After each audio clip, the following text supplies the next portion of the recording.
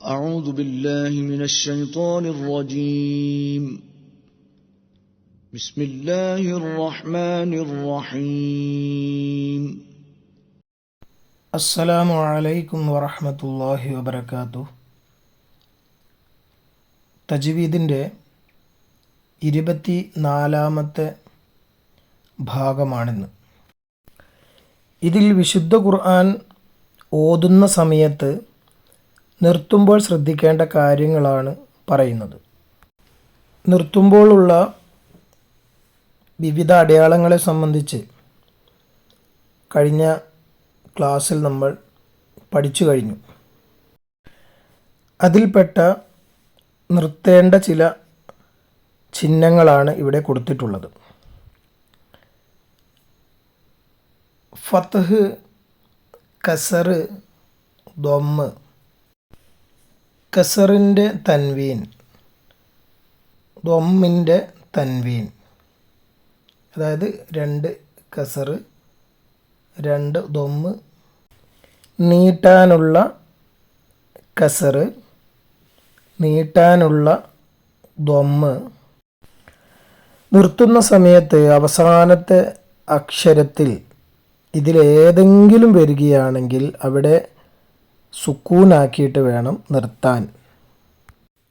ഇനി ഫതഹിൻ്റെ തൻവീൻ, അതായത് 2 ഫതഹ്, നീട്ടാനുള്ള ഫതഹ്, അതുപോലെ ഫതഹിന് ശേഷം അലിഫ്, ഇതൊക്കെ വരികയാണെങ്കിൽ അല്പം നീട്ടിയാണ് അത് വായിക്കേണ്ടത്.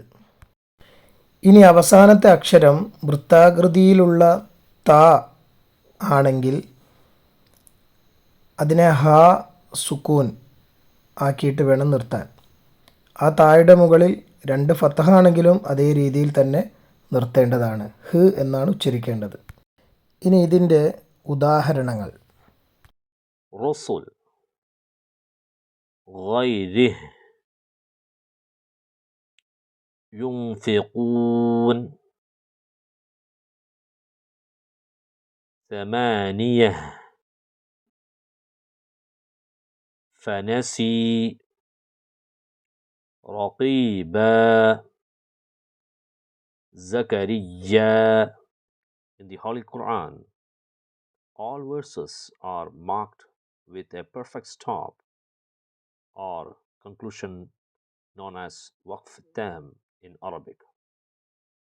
This stop is indicated by a simple circle at the end of the verse,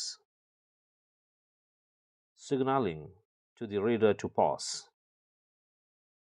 When stopping at the end of a verse, the last letter is pronounced with a specific harkat, such as fatha, damma, kasra, tanween kasra, tanween damma, inverse damma, or vertical kasra, which may change to jazm or sukoon. If the reader cannot pause at the end of a verse due to lack of breath, they may pause with a jazm if the specified harkat appears. Secondly, if a verse ends with tanween fatha, alif, or ya, it should be read with a prolongation equal to 2 beats. Here are the example. Rasul,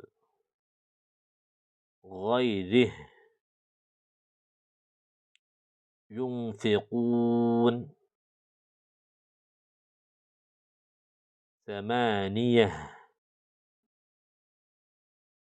فنسي, رقيبا, زكريا.